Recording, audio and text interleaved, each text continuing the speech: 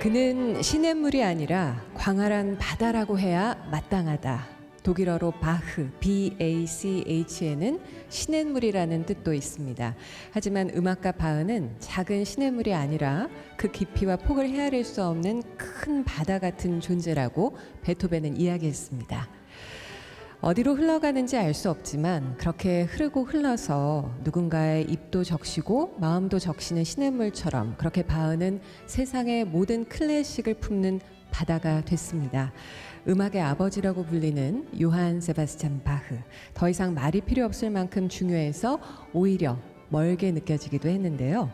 바흐의 삶과 음악을 집중해서 감상하고 또 배워보는 특별한 클래스를 준비했어요. KBS 클래식 FM 특집 공개 방송 2019 여름 음악학교 시냇물이 아닌 바다 바흐 1교시를 지금 시작합니다.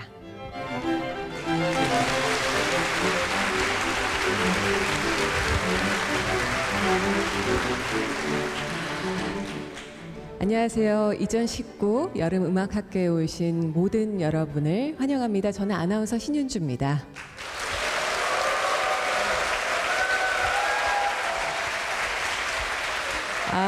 네. 저희 가족분들이 한 절반은 차지하는 것 같은데요. 클래식을 더 알고 싶고 더 가까이 하고 싶은 청취자 여러분들을 위해서 준비한 KBS 클래식 FM 특집 공개 방송 2019 여름음악학교 오늘과 내일 각각 90분씩 이곳 금호아톨 연세에서 열립니다. 올해 여름음악학교의 주제는 시냇물이 아닌 바다 바흐인데요. 클래식을 들으면 들을수록 또 캐면 캘수록 만나게 되는 존재가 바흐가 아닌가 싶어요. 바흐에 대한 핵심만을 모아서 연대기 순으로 또 중요한 작품들을 중심으로 이틀 동안 알차고 생동감 있게 진행하겠습니다. 내일까지 다 들으시고 나면 아마 바흐에 대한 마인드맵이 좀 분명해지지 않을까 생각이 듭니다. 자, 바흐로의 여행 떠나실 준비 다 되셨나요? 네, 그럼 첫 곡 감상해 볼게요. 바흐 칸타타 마음과 입과 행동과 생명 바흐 작품 번호 147 중에서 예수 인류의 소망의 기쁨이요. 김선아가 지휘하는 콜레기움 보칼레 서울, 콜레기움 무지쿰 서울의 연주로 감상하시겠습니다.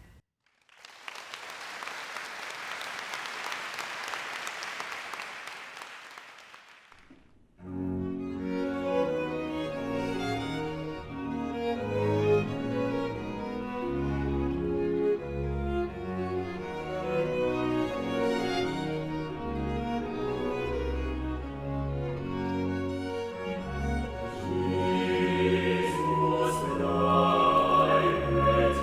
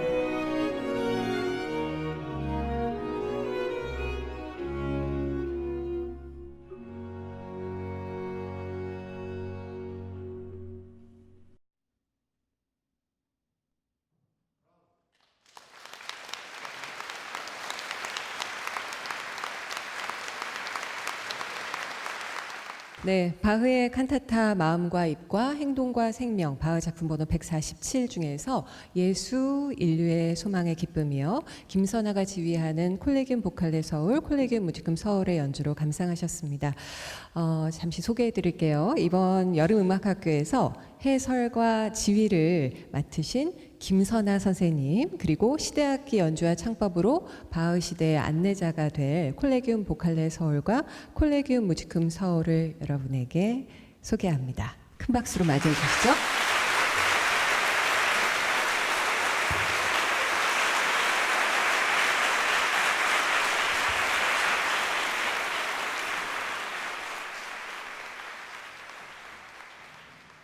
선생님, 안녕하세요.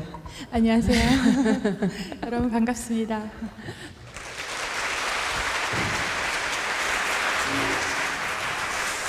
그냥 좀 단도직입적으로 여쭤보고 싶은데요. 선생님, 바흐가 왜 음악의 아버지입니까? PPT를 잠깐 좀 보실까요? 네. 저 그림은 1799년 독일 음악신문에 게재된 작곡가들의 태양이라는 그림인데요.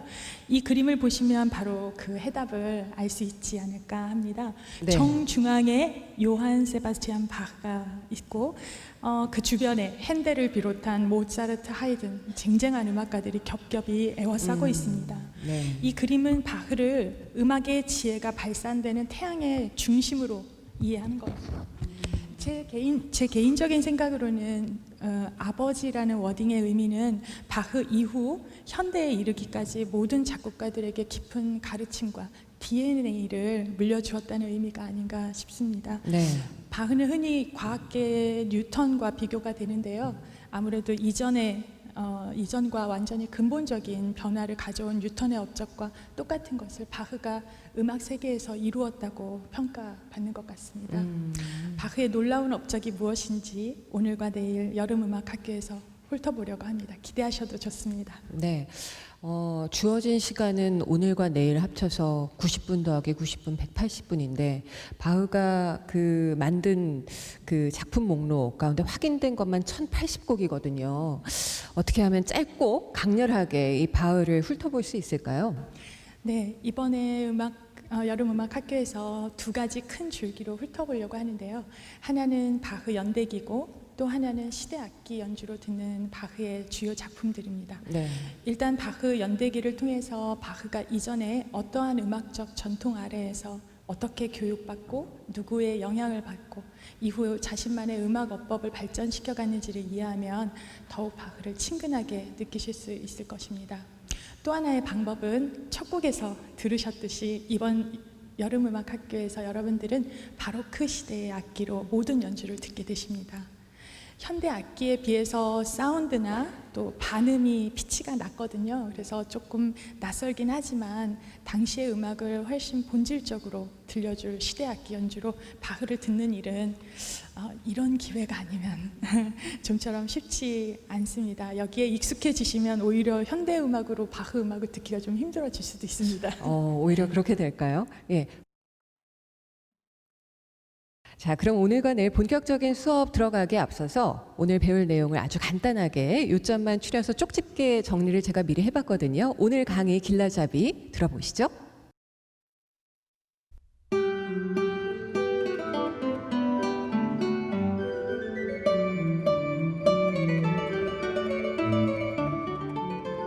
(1685년) 독일 튜링헨주 아이젠하흐에서 태어난 요한 세바스티안 바흐. 음악에 재능이 없으면 바흐 가문의 후손이 아니라고 할 정도로 음악가가 되는 것이 너무도 당연한 집안의 막내로 태어났습니다. 10살이 되기 전 부모님을 모두 여인 소년 바흐. 오르도르프에서 오르가니스트로 일하던 큰형 밑에서 건반악기의 기본기를 쌓았죠. 타고난 미성으로 합창단에 들어갈 정도로 가창력이 출중했지만 변성기가 터닝 포인트였습니다. 18살에 아른슈타트 시의 오르가니스트로 발탁된 것을 시작으로 직업 음악가로 첫 발을 내딛었는데요. 그리고 1707년 1살 연상인 마리아 바르바라와 결혼하게 되죠. 일취월장, 인생과 함께 음악에서도 풍성한 결실을 얻게 되는 바흐는 결국 바이마르의 궁정 악장으로 승진하며 승승장구하게 되는데...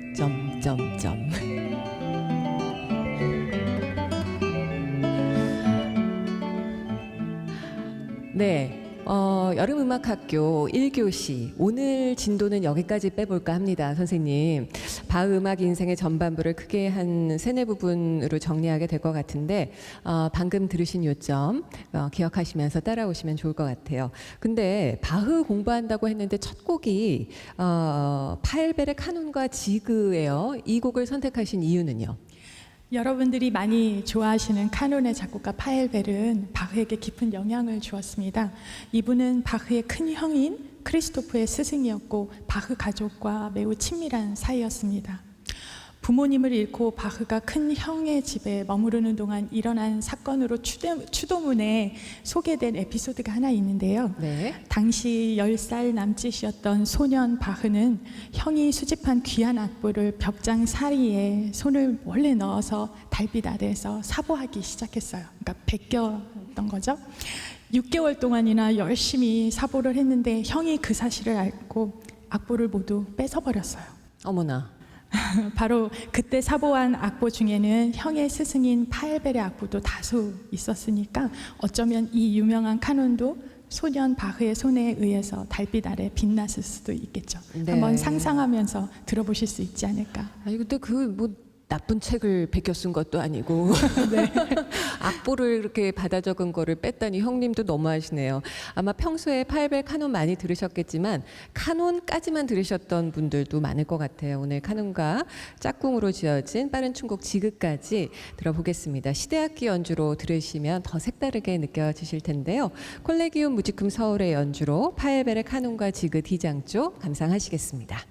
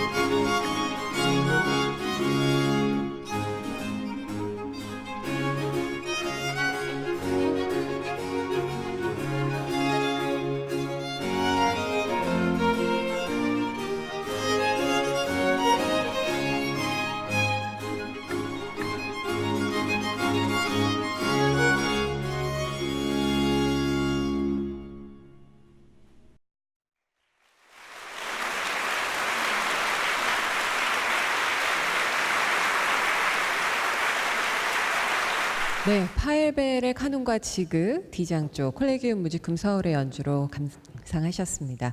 여러분께서는 금호아톨 연세에서 보내드리고 있는 KBS 클래식 FM 특집 공개방송 2019 여름음악학교 시냇물이 아닌 바다 바흐 1교시를 함께하고 계십니다.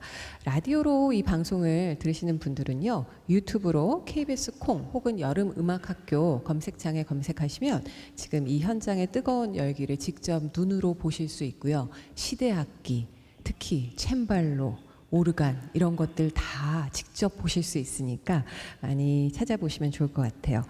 음악의 아버지를 탄생시킨 이 바흐의 가문, 대체 얼마나 뼈대 있는 집안인가요? 네, 당시 바흐가 살았던 튀링엔 지역에서는요, 바흐 하면은 이퀄 음악가 이렇게 여겨질 정도로 굉장히 유명한 음악가 집안이었습니다. 네. 16세기부터 한 6대에 걸쳐서 거의 모든 남자들은 다 음악가였다고 생각할 수 있었는데요. 네.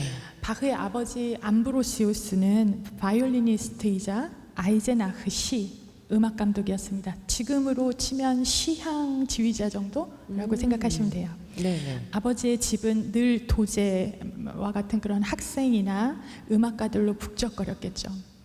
연습하고 레슨하고 연주하는 일이 일상이었을 겁니다. 네. 자연스럽게 어린 바흐도 그들의 틈에서 다양한 악기를 배우고 또 합창 단원으로 활동하기도 했습니다. 매우 미성의 소프라노였다고 해요. 네. 그 고사리 같은 손으로 악보를 나르기도 하고 그러면서 아버지 조수로 일하고 그러면서 자신이 앞으로 평생 하게 될 일을 미리 경험하게 됩니다. 음악의 재능이 뛰어난 것 말고도 바흐 가문에는 이런 공통점이 있었다고 하는데요. 네. 검소하고 또 어떤 내적인 즐거움을 추구하는 그런 가풍이 있었다고 합니다.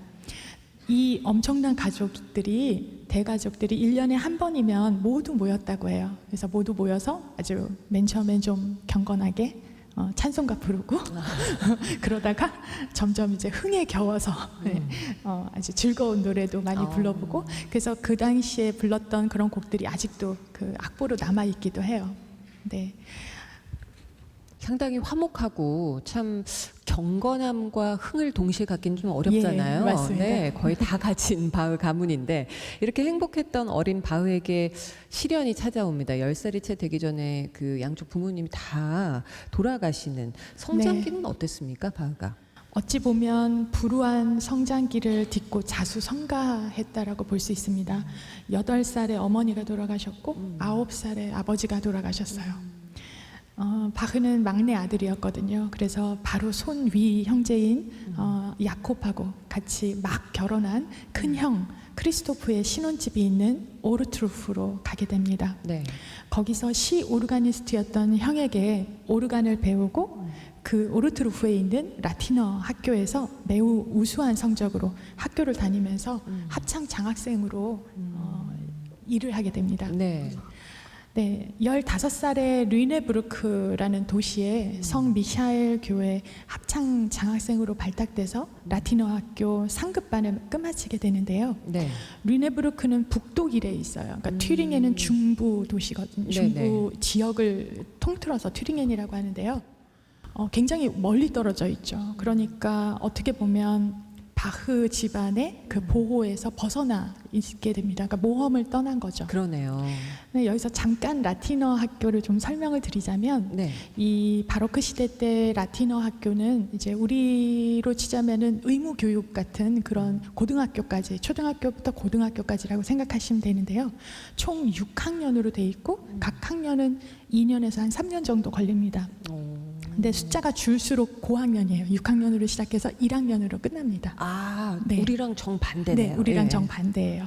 그래서 보통 당시의 음악가들은 그 크리스토프 형도 그랬듯이 라틴어 학교 시작해서 한 2, 3학년 정도까지만 다니고 바로 도제의 길로 접어듭니다. 네. 그 큰형이 그 아까 들었던 파엘벨에게 15살에 도제로 들어가게 되거든요. 네. 보통 그게 이제 일반적이었다면 바흐는 큰형의 집에서 있다가 그 더 이상 장학생이 되기가 힘든 상황이 벌어져서 그 르네부르크로 일부러 도제가 아닌 라틴어 학교를 1학년까지 마치기 위해서 르네부르크로 떠나게 됩니다. 말하자면 학문적인 음악가의 길을 향해서 목표를 가지고 있었던 거죠. 15살에. 그러니까요. 보통 빨리 실습 배우고 싶고 도제의 길로 네. 들어가고 싶을 텐데 그 네. 정말 청소년기에는 네. 공부를 맞습니다. 하겠다 이런 꿈을 가진 좀 남다른 면모가 보이네요. 네, 맞습니다. 어떻게 보면 바흐는 평생 대학에 못 간 것을 좀 한으로 여겼던 것 같아요. 우리도 그런 거 있잖아요. 부모님의 한을 그렇죠. 등에 업고 예, 예. 대학에 가야 된다. 예, 예. 그래서 바흐의 아들들은 전부 다 대학을 보냅니다. 네. 그래서 바흐는 어쨌든 대학을 갈 수 있는 자격을 얻을 수 있는 1학년까지는 내가 마치겠다. 이렇게 생각을 했던 것 같아요. 근데 보통 1학년까지 마치면 나이가 22살, 23살 이래요. 근데 바흐는 18에 빨리. 탑 5 안에 들면서 그 라틴어 학교를 마치게 됩니다. 네. 근데 이 르네부르크가 굉장히 중요한 게 네. 이 르네부르크에는 그 프랑스 음악이 많이 연주가 됐어요. 그래서 당시에 프랑스 작곡가들의 음악을 여기에서 경험하게 됩니다. 그리고 또 그 북독일에는 böhm, 라인켄과 같은 당대 최고의 오르가니스트들이 있었는데요. 네. 그분들께 또 개인 레슨 받을 수 있는 기회를 얻고 지금까지도 그 악기들이 굉장히 유명하거든요. 그 유명한 북독일 악기들을 오르간 북독일, 악파. 네, 예. 맞아. 아. 그 북독일의 유명한 오르간 명기들을 경험을 하는 시기가 됩니다. 그렇군요. 바흐에게 있어서 아주 중요한 악기가 바로 오르간이잖아요. 그래서 네. 이 오르간 음색과 연주를 들어보지 않을 수가 없어서 저희가 야심차게 또 준비해봤는데요.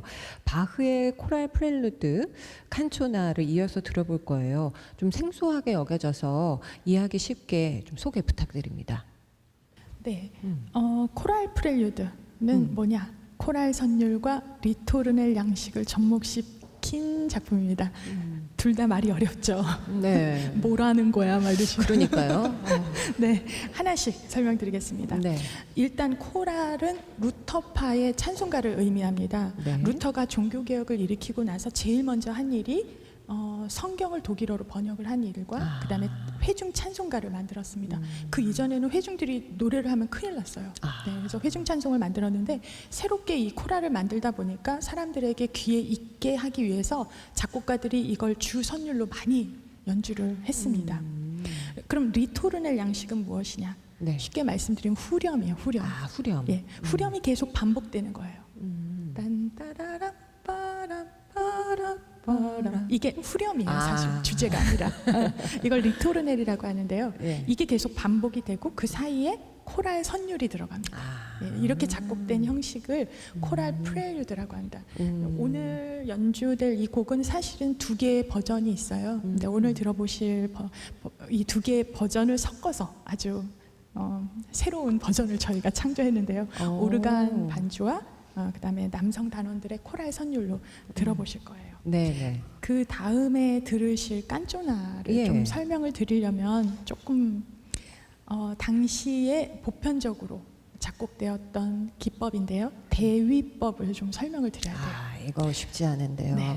예. 혹시 푸가라고 들어보신 적 있어요? 푸가 양식, 들어봤죠. 프렐류드, 푸가 예. 그 푸가가 바로 대표적인 대위법 양식 중에 하나입니다. 네. 대위법 하면 이제 좀 단어가 생소하실 텐데 한마디로 말하면 돌림 노래. 돌림 노래. 네. 확 시간차를 와닿는데요. 두고 시간차를 두고 나오는 거예요. 이 파트에서 먼저 주제가 나오고 그다음에 이 파트 나오고 이 파트 나오고. 네. 잠깐 여러분들께 그래서 시연을 보여드릴 건데요. 이거는 아주 규칙적으로 이렇게 나오지는 않지만 키리에라고 하는 주제가 각 성부에서 동등하게 순차적으로 나오는 것을 한번 주의 깊게 들어보시기 바랍니다. 네.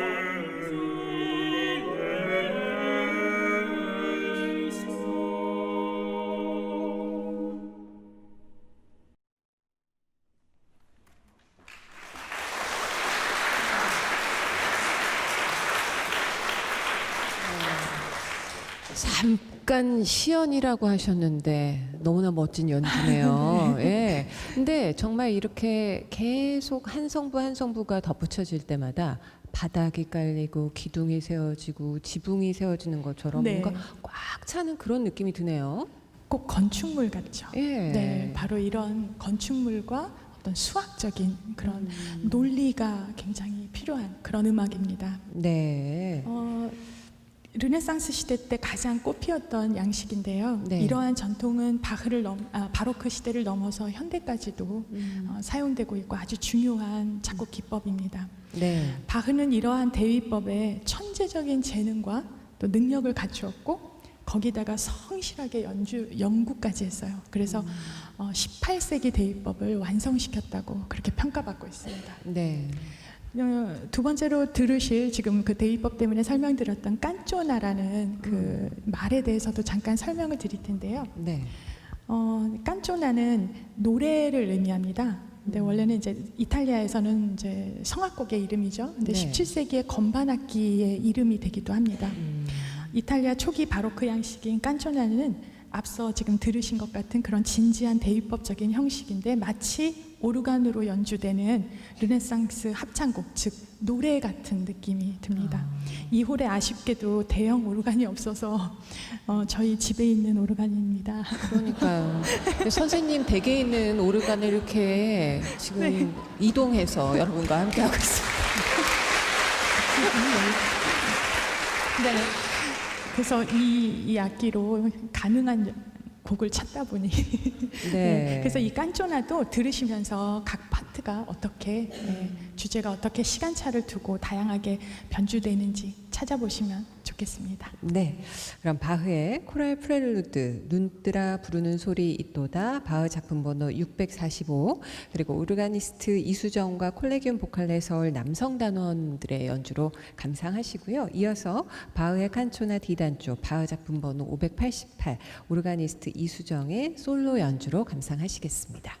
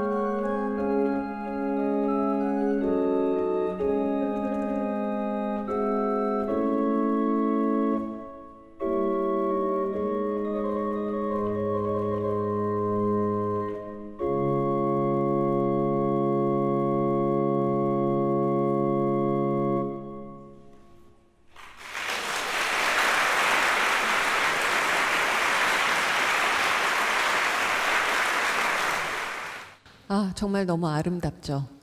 바흐의 칸초나 디단조 바흐 작품 번호 588 오르가니스트 이수정의 솔로 연주로 들으셨고요. 앞서 들으신 곡은 바흐의 코랄 프렐루드 눈뜨라 부르는 소리 있도다 바흐 작품 번호 645였습니다. 오르가니스트 이수정, 보컬린 보컬레 서울 남성 단원들의 연주를 함께 하셨어요. 여러분께서는 남녀노소 누구나 무료로 수강할 수 있는 보기도 하고 듣기도 하는 이틀간의 아주 특별한 여름 음악학교 KBS 특집 공개방송 신의 물이 아닌 바다 바흐 첫날 수업을 듣고 계십니다. 금호아톨 연세에서 함께하고 있는데요. 라디오로 이 방송을 들으시는 분들은 유튜브로도 함께 하실 수 있어요. 유튜브 검색창에 KBS 콩이나 여름 음악학교 검색하시면 시대학기를 비롯해서 또 콜레기움 보컬레 서울 여러분들의 얼굴도 하나하나 확인하실 수 있습니다. 자, 바흐가 꽤 오랫동안 숙련된 연주를 위해서 갈고 닦은 악기가 오르간이었던 것 같은데요. 네. 오르간 연주 실력도 출중했다면서요. 티네이저 때 이미 당대 모든 오르가니스트들을 능가할 정도의 굉장히 뛰어난 수준이었습니다. 네. 1704년, 그러니까 19살 때 작곡된 것으로 추정되는 토카타와 푸구 디단조 선생님 한번 들려주시겠어요?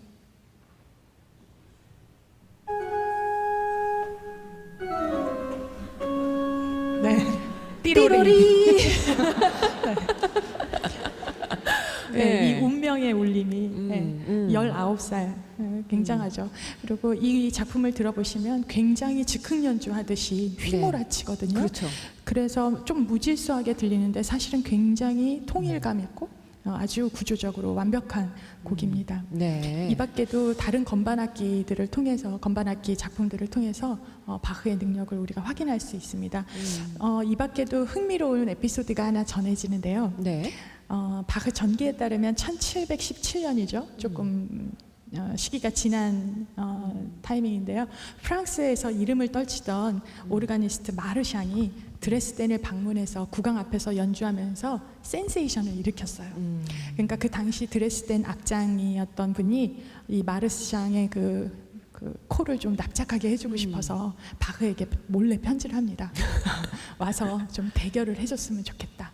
그러니까 바흐가 마르샹에게 정중하게 또 편지를 해서 어떤 주제를 줘도 내가 즉흥 연주를 할 테니까 당신도 그래 봐라. 그러니까 마르샹이 오케이 했어요. 도전장을 받았네요. 받았어요. 네. 그래서 국왕도 오케이. 그래서 시간을 딱 정해서 바흐는 딱 그 시간에 갔습니다. 네. 어떻게 됐을까요? 글쎄요. 마르샹은 안 나타났어요. 오. 네. 아니, 어디 갔어요? 새벽 차로 주랭랑을 치시고 그래서 바흐는 이제 혼자 남아서 거기 경연을 들으려고 오신 분들 앞에서 엄청난 연주로 또 센세이션을 일으켰다고 합니다. 동무대로 제대로 네. 보여주셨네요. 독일의 자존심을 지켰습니다. 네. 자, 다음에 들을 곡이 북스테우데라는 작곡가의 키리에인데 키리에는 그 보통 미사 곡에 작곡. 미사 막 첫 악장을 키리에라고 하는데 북스테우데는 바흐와 또 어떤 인연인가요? 네, 여러분들 북스테우데 뭔가 좀 이름이 어렵잖아요. 이게 원래 지역 이름입니다. 근데 어쨌든 그 북스테우데는 17세기에 굉장히 유명한 오르가니스트이자 작곡가였습니다. 이 에피소드도 꽤 많이 알려져 있는데요. 1705년 겨울에 20살을 간 넘긴 바흐가 당시 첫 직장이었던 아른슈타트의 오르가니스트로 있었는데요. 네. 이제 직장인이 되다 보니까 배움에 너무 갈급한 거예요. 그래서 북스테우데를 방문을 해야겠다 하고서 시에다가 4주 동안 휴가를 요청을 했습니다. 4주 한 달. 네, 딱 한 달 요청을 해서 갔는데 한 400km 정도의 거리예요. 지금 지도 네. 보이시죠? 저 정도 거리예요. 이 류벡에 있는 마리아 교회 오르가니스트인 북스테우데를 찾아가기 위해서 네. 이 400km나 걸리는 곳을 도보로 갔다고 합니다. 그러니까 가는 데만도 한 열흘이 걸렸죠. 근데 여기가 굉장히 유명한 저녁 음악회가 그 크리스마스 전후로 해서 5주 동안 열렸어요. 그건 완전히 이제 이 청년 바흐에게는 버킷리스트죠. 꼭 그렇죠. 가보고 싶은 연주였습니다. 예. 그래서 그 어려운 길을 장정을 떠나게 됩니다. 그래서 4주 만에 돌아왔을까요? 4개월 있다가 왔습니다. 배짱 좋아요, 아주. 난리 났어요. 예. 아른슈타트 시가 발칵 뒤집혔습니다. 어쨌든 그래도 충분히 이해가 되죠. 그리고 아마도 저녁 음악회에 바흐가 참여했을 거라고 많이들 지금 학자들이 생각을 합니다. 갔다 와서 북스테우데의 영향을 굉장히 많이 받았어요. 특히 오르간 연주가 막 이상해진 거예요. 그래서 교회에서 바흐가 좀 이상해졌다. 막 그렇게 생각할 정도로. 근데 특별한 것은 네. 그곳에서 바흐가 북스테우데의 합창 음악을 많이 들었습니다. 그래서 갔다 와서 성악 음악을 작곡하는 것에 굉장히 열심을 냈다고 합니다. 아, 성악. 네. 그래서 또 성악 네, 음악이 그래서- 꼽혔군요. 네, 그래서 북스테우데의 성악 음악을 한번 들려드리려고 했고 아까 대위법 시연 했던 그 곡입니다. 그래서 복습한다고 생각하시고 이렇게 들어주시면 네, 감사하겠습니다. 400km나 멀리 떨어진 곳을 열흘 정도 걸어서 갔던 바흐의 열정 떠올리시면서 함께하면 더 감명 깊을 것 같은데요. 바흐에게 큰 영향을 준 북스테우드의 아름다운 성악 음악 잠시 감상하겠습니다. 미사 브레비스 중에서 키리의 김선아가 지휘한 콜레기움 보칼레 서울이 노래하고요. 오르간의 이수정이 연주합니다.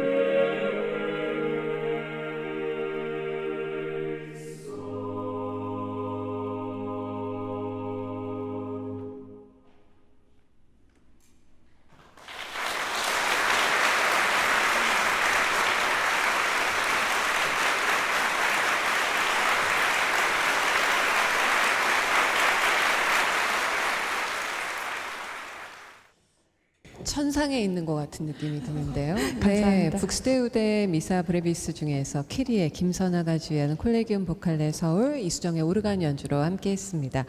바흐가 22살 때 1살 연상의 마리아 바르바라랑 결혼을 하잖아요. 네. 그 한 사람 인생에 있어서 결혼은 정말 큰 변화인데 음악적으로도 어떤 영향을 미쳤을까요? 우연의 일치인지 모르겠지만 이 무렵 인생과 함께 음악도 무르익어간 것 같습니다. 네. 바흐가 중요한 음악의 목표를 설정한 시기라고 할 수 있는데요. 1707년 육촌 누나였던 마리아 바르바라와 결혼하면서 뮬하우젠이라는 도시의 오르가니스트로 이직하게 됩니다. 네.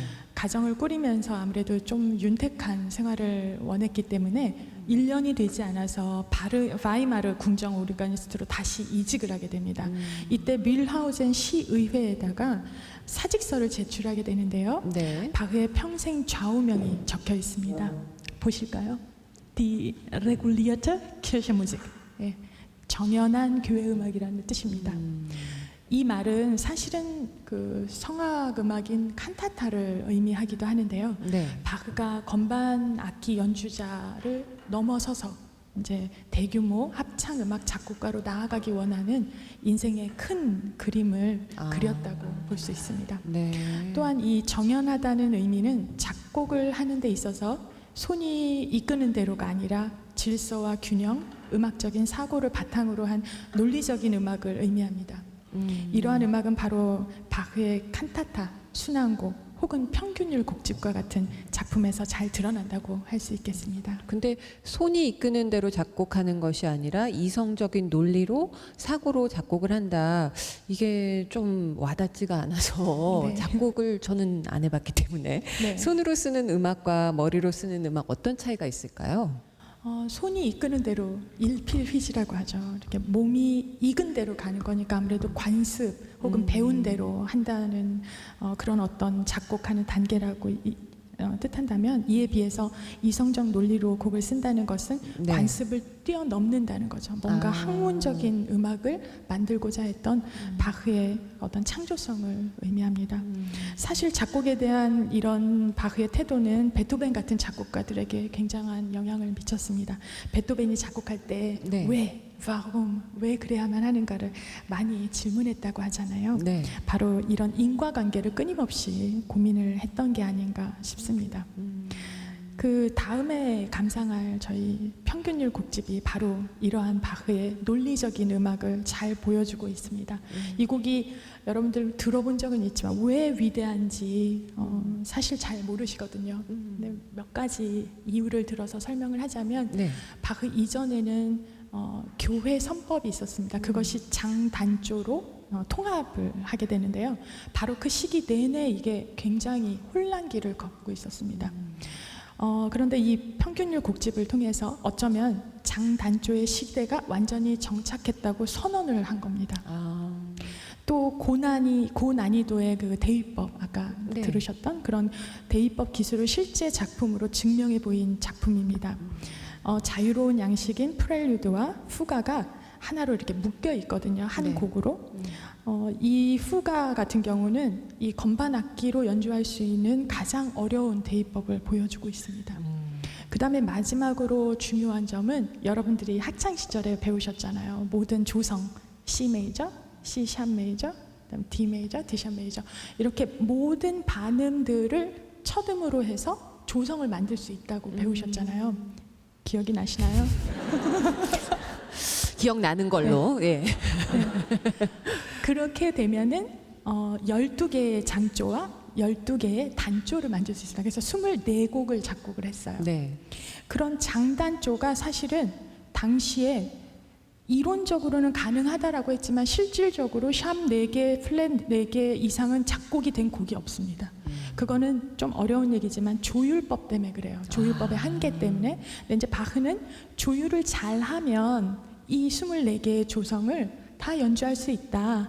그래서 well tempered, 잘 조율된 건반 음악이라는 이름이 붙게 됩니다. 그것을 우리나라 말로 평균율이라고 조금 약간 의미가 조금 와전됐어요. 평균율은 아니었거든요, 바흐는. 네, 그렇긴 하지만 어쨌든 잘 조율된, 그래서 이 평균율이 만들어졌습니다.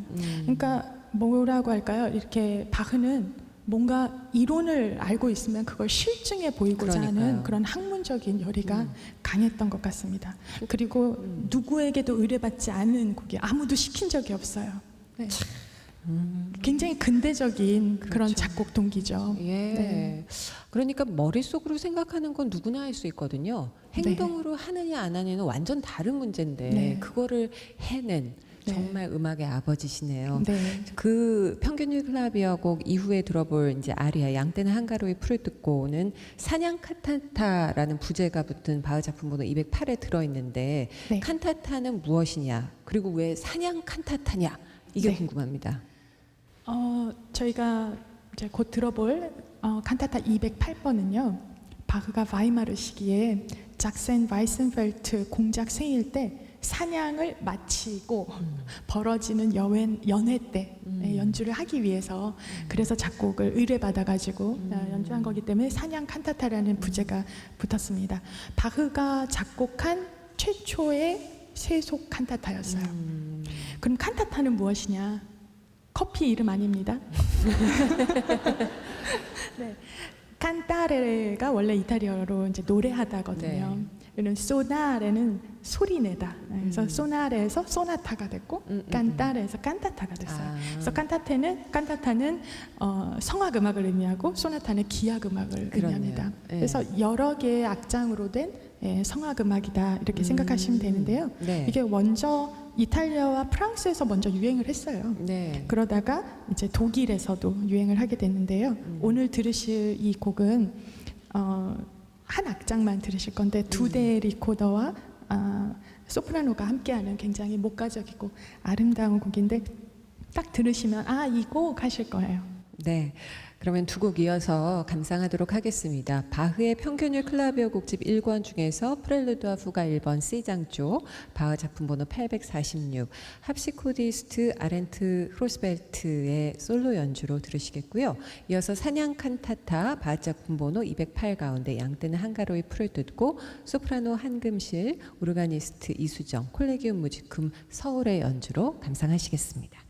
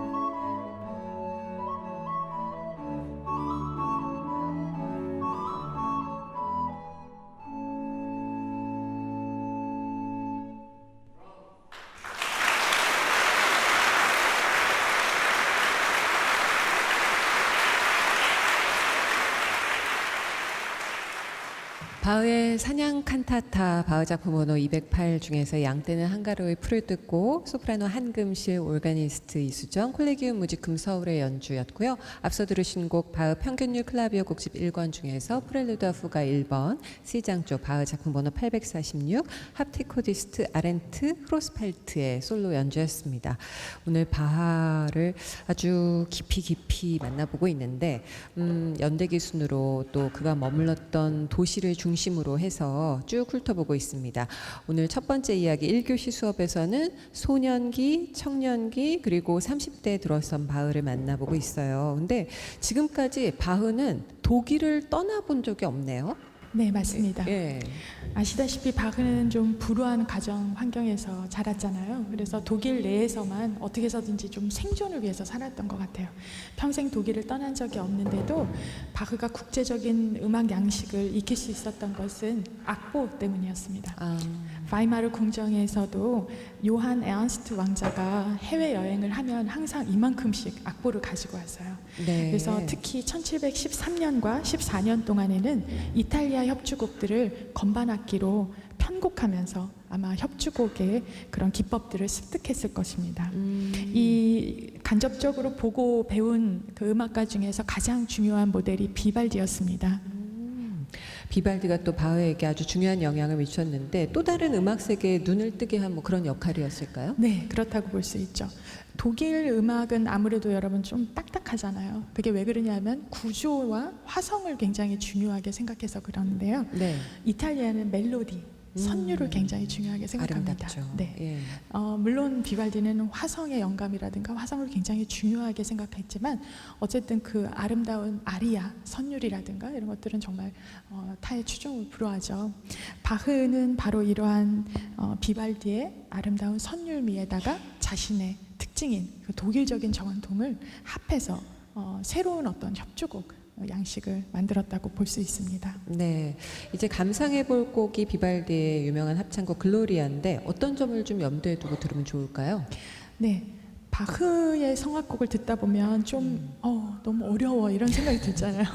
네, 왜 그러냐면은 바흐는 성악과 기악을 차이를 거의 두지 않았어요. 마치 대등한 입장의 대위법처럼 그런 거에 반해서 비발디는 아까 말씀드렸다시피 굉장히 쿵쾅거리면서 들어오시는군요. 네, 죄송합니다.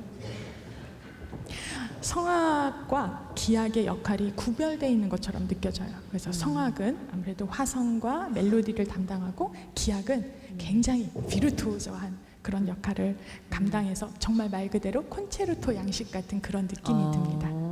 그렇군요. 비발디의 글로리아 디장조 리용 작품 번호 589 중에서 김선아가 지휘하는 콜레기움 보칼레 서울과 콜레기움 무지금 서울의 연주로 감상하시겠습니다. 글로리아 인 엑셀시스 함께 하시죠. 큰 박수로 맞이해 주세요.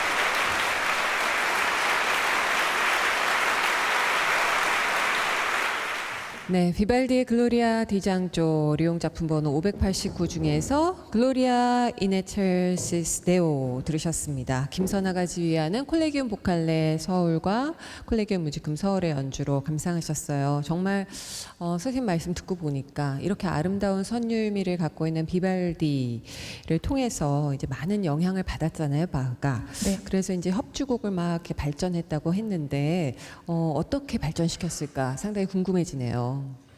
사실 바로크 시대 협주곡 장르에서 비발디를 따라갈 사람은 없습니다. 비발디는 그 이전의 어떤 협주곡 양식에 비해서 굉장히 솔로를 중요하게 생각했습니다. 그래서 굉장히 화려한 솔로 부분을 많이 만들었는데요. 이러한 비발디의 손에서 발전한 그 합주 협주곡에서 조금 더 발전된 형태인 지금 우리가 잘 알고 있는 근대적인 그런 솔로 협주곡으로의 가는 길에 바흐가 이제 손을 얹은 거죠. 네, 그래서 합주 협주곡적인, 그러니까 합주 협주곡이라고 하면은 솔로 그룹이 있는 거죠. 그쵸. 솔로가 한 명이 아니라 네. 여러 명의 솔로 혹은 이제 솔로 협주곡, 이 두 가지를 바흐는 굉장히 발전을 시켰다고 볼 수 있습니다. 이것의 좀 대표적인 작품이라고 할 수 있는 두 대의 바이올린 협주곡을 여러분들이 들어보시겠는데요. 솔로 그룹인 두 대의 바이올린이 서로 아주 사이좋게 대화를 하는 듯 하다가 또 좀 서로 또 갈등하는 듯 하다가 하는 그런 어떤 대화 같은 그런 곡입니다. 네, 또 바흐의 브란덴부르크 협주곡도 바로 그 기악 음악 중에서 아주 최고의 걸작으로 꼽히잖아요. 네, 맞습니다. 이 협주곡에 대해서도 잠깐 설명을 드리자면 이 모음집은 1721년 브란덴부르크 지역을 통치하던 크리스티안 루트비히 공의 요청으로 작곡을 했습니다. 네. 바흐는 솔로 그룹과 전체 그룹이 서로 대립하면서 굉장히 질감과 입체감을 만드는 데 굉장히 애를 많이 썼는데요. 이 솔로 그룹에 여러 악기를 대담하게 섞었습니다. 그래서 굉장히 환상적인 협주곡을 모음집을 완성을 했는데요. 오늘 들으실 곡은 이 중에서 4번입니다. 그래서 두 대의 리코더와 한 대의 바이올린이 함께 연주되도록 작곡됐는데, 리코더의 밝고 맑은 음색이 잘 어울리는 도약 주제, 그리고 바이올린의 유려하고 비르투오조적인 그런 테크닉을 감상하실 수 있습니다. 평소에 만날 기회가 좀 흔치 않은 시대 악기 연주 충분히 느끼시라고 협주곡들의 주요 악장을 좀 길게 이어서 들어보도록 하겠습니다. 먼저 바흐의 두 대의 바이올린을 위한 협주곡 바흐 작품 번호 1043 중에서 2악장 라르고 마논 탄토 바이올린 솔로의 백승록 녹시녹이 연주하고요. 이어서 브란덴부르크 협주곡 4번 G장조 바흐 작품 번호 1049 중에서 1악장 알레그로를 바이올린 솔로의 백승록 리코더 솔로의 문은의 이호원의 연주로 듣겠습니다. 콜레기움 뮤지금 서울이 연주합니다. 큰 박수로 맞이해 주세요.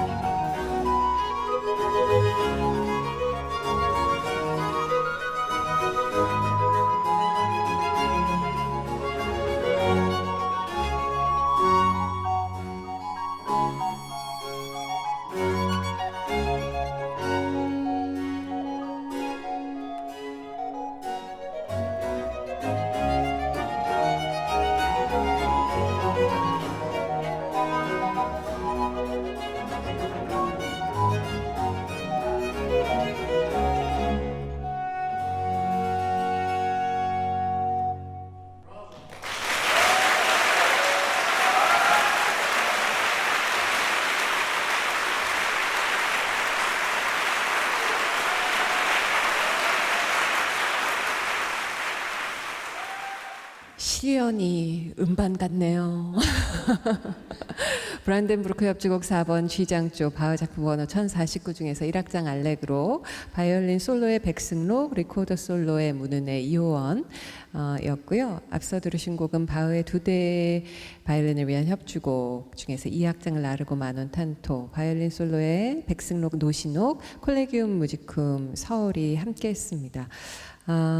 여러분께서는 지금 금호아트홀 연세에서 펼쳐지는 KBS 클래식 FM 특집 공개방송 2019 여름음악학교 신의 물이 아닌 바다 바흐 1교시 수업 함께 하셨습니다. 오늘 진도 빼느라 숨가쁘게 달려왔는데 여러분 어떠셨어요? 네. 김선아 선생님 어떠셨습니까? 네, 무더위 가운데서도 더 뜨거운 열기를 느낄 수 있었습니다. 여러분들께서 굉장히 집중해서 들어주셔서 저도 조금 긴장감을 좀 내려놓고 즐길 수 있었던 것 같습니다. 네.